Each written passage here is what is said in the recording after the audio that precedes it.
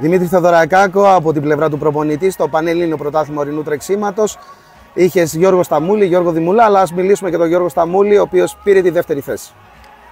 Κοιτάξτε να δείτε, κάνουμε μια προσπάθεια να μπορέσει να αφομοιώσει λίγο και τη διαφορετικότητα αυτού του τύπου του τρεξίματος σε σχέση με το στίβο και το μαραθώνιο.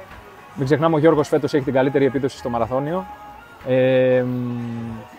Έκανε και μια καλή επίδοση σχετικά στο πεντάρι, στο διασυλλογικό πρωτάθλημα που είχαμε ήδη μπει στην προπόνηση του βουνού. Ακόμα προφανώς αμέσως μετά τον ανοιξιάτικο του μαραθώνιο δεν μπορέσαμε να βάλουμε αρκετή προπόνηση σε ορεινό πεδίο ώστε να μπορέσει να βγάλει τις ικανότητές του και εδώ.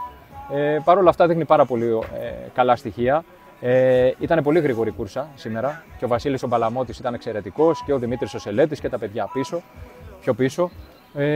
Είμαι πολύ αισιόδοξος για το μέλλον του ορεινού τρεξίματος στην Ελλάδα. Θέλουμε να το αγκαλιάσει ο Σέγας και να το στηρίξει.